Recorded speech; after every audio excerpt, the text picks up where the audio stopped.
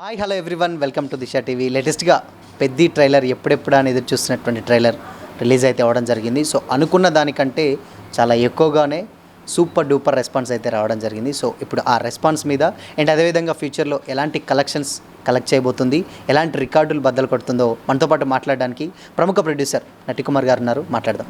నమస్తే sir. Sir, ప్రధానంగా Peddi trailer ఎప్పుడెప్పుడా అని చాలా రోజుల నుంచి చాలామంది వెయిట్ చేశారు. ఫైనల్గా అది 2 minutes కాదు, ఏకంగా 3 minutesకి 7 seconds ఉంది. సో ట్రైలర్ చూసారా? చూస్తే ఎలా అనిపించింది? ఫ్యూచర్లో ఎలాంటి రికార్డ్స్ క్రియేట్ చేస్తుంది అనిపించవచ్చు? ట్రైలర్ ఎంత పెద్దదో సినిమా అంతే పెద్దది. ట్రైలర్ ఎంత పెద్ద హిట్ అయిందో సినిమా అంతే హిట్ అవుతుంది. వేరే వాళ్ళ రికార్డ్స్ బదలగొట్టడానికి అవసరం లేదు. ఆయన రికార్డ్స్ ఆయనే బదలగొట్టుకుంటాడు. ఒక రణస్థలం, ఒక రంగస్థలం, ఒక త్రిబుల్ 6 ఆయనకి ఆయనే రికార్డులు సృష్టిస్తాడు. గేమ్ చేంజర్ సినిమా కూడా మంచి యాక్టింగే, మంచి సినిమానే. కాకపోతే కొంతమంది ఒక ఏమైనా అనవచ్చు కానీ దాన్ని కావాలనే ఆ డేట్ అనేది అన్ని రాంగు కావాలనే సృష్టించారు. ఆ cinema is the very good movie. Appanna character అదిరిపోయిన క్యారెక్టర్, ఒక ఎలక్షన్ కమిషనర్ క్యారెక్టర్ అదిరిపోయిన క్యారెక్టర్. కనుక ఈ సినిమా కోసం మనం మాట్లాడితే ఈ సినిమా కోసం క్యారెక్టర్ వైజ్గా, ఆ ట్రైలర్ వైజ్గా ఆయన పడ్డ కష్టం, ఆయన పడ్డ శ్రమ నాకైతే రంగస్థలం కంటే అసలు చాలా కష్టపడ్డాడు. ఆయన కష్టానికి ఫలితం దొక్కుతుంది. అసలు మామూలు కష్టం కూడా కాదు. వేరే వాళ్ళు అయితే కార్వెన్లో కూర్చుంటారు, బెంచ్ కార్డులో కూర్చుంటారు. కానీ చెట్టు కింద కుర్చీ వేసుకొని కూర్చొని షాట్ ఎప్పుడు వస్తుందా, షాట్ ఎలా చేద్దామా అంటే ఈ దుమ్ములో ధూళిలో ఈ మాస్ క్యారెక్టర్ ఎలా చేయాలి, ఏ విధంగా పర్ఫార్మెన్స్ ఎలా చేయాలని ఆలోచనతో కష్టపడ్డాడే. ఇది ఎక్స్ట్రాడినరీ చేశాడు. అమ్మాయి హీరోయిన్ కూడా బాగా చేసింది. బుచ్చిబాబు గారు ఉప్పన సినిమా ఎలా ట్రాకిల్ చేశాడో ఈ సినిమాని ఒక ప్రెస్టేజ్గా తీసుకున్నాడు. ఉప్పన సినిమా తర్వాత ఇన్ని సంవత్సరాలు ఆగిపోయి కూర్చొని ఎలాగైనా సరే ఆయనతోనే సినిమా చేయాలని చేసి ఒక హిట్ కొట్టాలని చెప్పి 2 డేట్లు మారినా, బడ్జెట్ పెరిగినా, ఖర్చు ఎక్కువైనా ఈ డేట్ ఫిక్స్ చేసి ఈ సినిమాని ప్రీమియర్ షోతో పాటు పెద్ద హిట్ కొట్టాలి, ప్రపంచం అంతా హిట్ కొట్టాలి.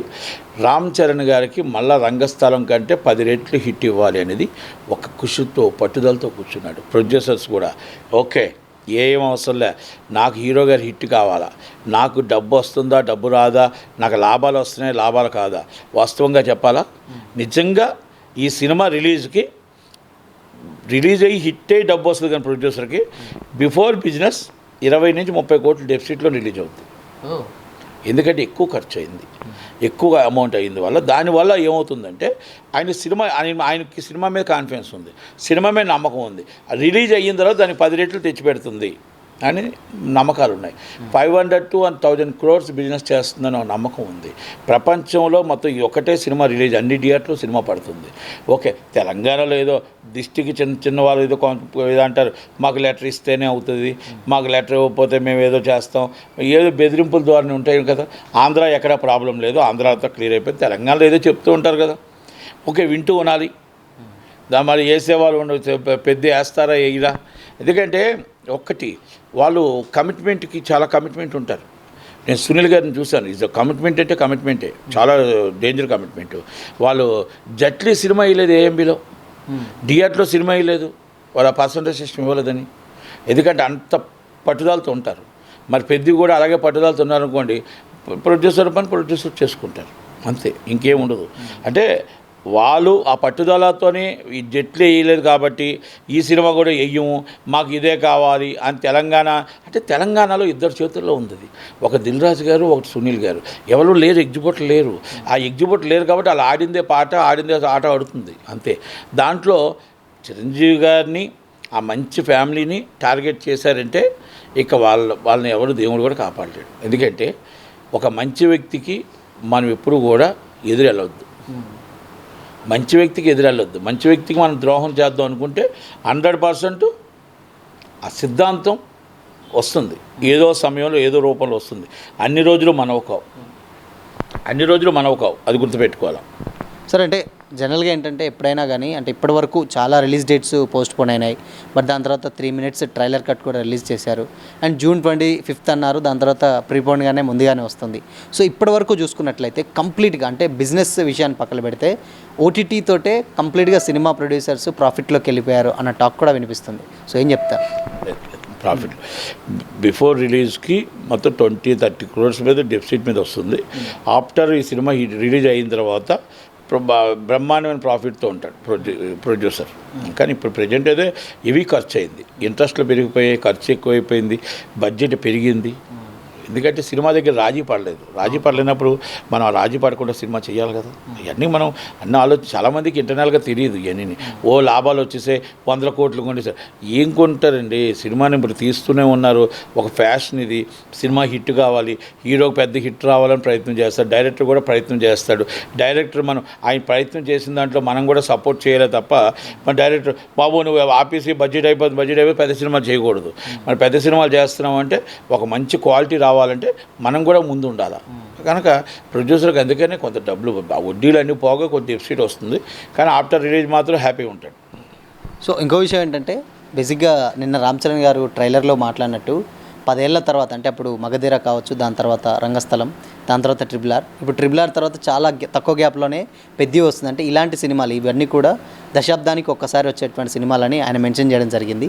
సో అలా మెన్షన్ చేయడానికి ఏంటి అసలు పెద్దిలో అంత స్పెషాలిటీ ఏముందనుకోవచ్చు? యాజ్ ఎ ప్రొడ్యూసర్గా ఏం చెప్తారు? ఒకటి మగధీర, ఒకటి రంగస్థలం, ఒకటి RRR, 4 పెద్ది. పెద్ది అన్నింటిలో చేయాలంటే ఈ 3 సినిమాలకి మించి 10 రెట్లు ఈ సినిమా ఉంటుంది. అంటే ఇక్కడ పర్ఫార్మెన్స్కి అర్థమైపోతుంది. మనకు సినిమాని మన ట్రైలర్ చూస్తే అర్థమవుతుంది ఇది బిగ్గెస్ట్ హిట్. ఈ సినిమాలో హీరో ఎంత కష్టపడ్డాడు, డైరెక్టర్ ఎంత కష్టపడ్డాడు, ప్రొడ్యూసర్ ఇన్వెస్ట్మెంట్ ఎంత ఉంది, దీంట్లో అందరు టెక్నీషియన్ కష్టం ఎంత ఉంది, కెమెరామెన్ కష్టం ఎంత ఉంది, ఆ ట్రైలర్లో మొత్తం చూపించాడు. సినిమాని హిట్ అనేది అంటే మీకు పాజిటివ్ రెస్పాన్స్, మీకు ఇప్పుడు 6 నెలల నుంచి ఈ సినిమా పాజిటివ్ రెస్పాన్స్ వస్తుంది. ఎక్కడ నెగిటివ్ రెస్పాన్స్ రాలే. చాలామంది యాంటీ వచ్చిన 2-3 ఏదో చెప్తూ ఉంటారు, ఏదో యాంటీ ఫ్యాన్స్ ఉంటారు కదా, కొంతమంది ఏదో చెప్తూ ఉంటారు కావాలని. చిరంజీవి ఫ్యామిలీకి పర్లేని వాళ్ళు కొంతమంది చెప్తూ ఉంటారు. అంతే తప్ప సినిమాకైతే దీనికి పాజిటివ్ రెస్పాన్స్ రావటానికి మన రామ్ చరణ్ గారు అవ్వచ్చు, పవన్ కళ్యాణ్ గారు అవ్వచ్చు, చిరంజీవి గారు అవ్వచ్చు, entire India waiting is movie. Entire India waiting is movie. ఎందుకంటే ఈ సినిమా ఎప్పుడెప్పుడు చూడాలా, ఎప్పుడెప్పుడు రాత్రి 9 గంటలకు షో 3వ తారీఖు చూసి రెస్పాన్స్ పెట్టాలా అనేది ఆతృతగా ఉన్నారు. ఈ సినిమా మీద అంత హైప్ వచ్చింది. కనుక మనం ఈ సినిమాని మీకు అందుకే రామ్ చరణ్ గారు చెప్పారు, ఒక దశాబ్దంకి ఒక్కొక్క సినిమా వస్తుంది. అనుకోకుండా అన్ని సినిమాలు హిట్. మెగా ఫ్యామిలీ ఈ సినిమా హిట్ అయితే మెగా ఫ్యామిలీ ఇప్పుడు కూడా 10 మందికి సహాయం చేయడానికి ఆరోగ్యంగా ఆరోగ్యం కోసం కానీ, చదువు కోసం కానీ, పేదవాడికి బతకడానికి వాళ్ళకి తిండి బట్ట అన్నీ కూడా చిరంజీవి గారు ఎప్పుడు కూడా ఆయన హెల్ప్ చేస్తూ ఉంటాడు. రామ్ చరణ్ గారు ఎప్పుడు కూడా విద్య ఆరోగ్యం ఉపాసన గారు కూడా అర్ధరాత్రి అయినా మనం చెప్తే ఈ విధంగా అంటే అసలు వాళ్ళు ఎవరు ఏంటి ఎందుకు సినిమా వల్ల బయట వాళ్ళు కూడా చూడరు. మరి ఇమ్మీడియట్లీ వాళ్ళకి ఆరోగ్యం చూడాలి. ఇంకోటి ఉపాసన గారు మోగ జంతువులను కూడా ప్రేమిస్తూ వాళ్ళు కూడా బతికించాలి, ఎలాగైనా చేయాలని వాళ్ళకి ఆశ్రయం ఇచ్చిన వ్యక్తి ఇదంతా. అంటే అలాంటి ఫ్యామిలీ బాగుంటే, అలాంటి ఫ్యామిలీ సినిమా హిట్ అయితే మనకు రేపు ఉదయాన్ని మనకి ఇంకో 10 మందికి సహాయం చేసేవాళ్ళు అవుతారు. కాబట్టి హిట్ అవ్వాలని మనం కాదు, ప్రపంచమంతా అభిమానులతో సైతం సహాయం పొందిన ప్రతి ఒక్కరు కూడా దేవుని కోరుకుంటారు. కనుక వాళ్ళ ఆశీస్సులే హనుమాన్ వానర సైన్యం అంటారు. హనుమాన్ భక్తులు వానర సైన్యం ఉంటారు కదా అభిమానులు. ఆ వానర సైన్యం ఆశీస్సులు, అలాగే అందరూ సాయం పొందిన ఆశీస్సులు, అలాగే అందరి ఆశీస్సులు, ఆ దేవుడి ఆశీస్సులు ఆయన రామ్ చరణ్ గారికి పెద్ద మీద ఉండాలని కోరుకుందాం. Thank you very much. Thank you. Last one ఏంటంటే ఇప్పుడు పర్సంటేజ్ విధానం నడుస్తుంది సార్. ఇప్పుడు ఇన్ని రోజులు అంటే ఆల్మోస్ట్ 3 months అయిపోయింది పెద్ద సినిమాలు వచ్చి, బట్ ఇప్పుడు పెద్ది రాబోతుంది. ఇదేంటి జస్ట్ దీని మీద ఒక చిన్న క్లారిటీ. సినిమాకి ఈ సినిమాకి పర్సంటేజ్ రాదు, జనవరి 30 నుంచి రావాలి, సబ్ కమిటీ అవుతుంది. వాళ్ళు ఇప్పుడు అడిషనల్గా రేట్ పెంచిన దాని మీద 7.5% ఇస్తామని ఆల్రెడీ ఆంధ్ర క్లియర్ అయిపోయింది. వాళ్ళు 7.5% కంటే ఎక్కువ ఇవ్వలేదు. 7.5 ఇస్తేనే 8 కోట్ల తేడా వస్తుంది. అందుకే 7.5 ఇవ్వడానికి వాళ్ళు రెడీ అయ్యారు. ఎందుకంటే ప్రొడ్యూసర్ కూడా లాస్లో ఉన్నాడు తప్ప లాభాల్లో లేడు. కనుక ఇవన్నీ అర్థం చేసుకుని తెలంగాణ ఏంటంటే ఇంకా ముందు వెనక కూర్చుంది. నేను చెప్పాను కదా, ఇంకా జట్లీ లాంటి సినిమానే ఆపారు వాళ్ళు ఇప్పుడు సినిమా ఇవ్వకుండా. కనుక మరి పెద్ద సినిమా కూడా ఆపుతారేమో తెలియదు. వాళ్ళు ఆపాలనే ప్రయత్నం చేసుకుంటారు.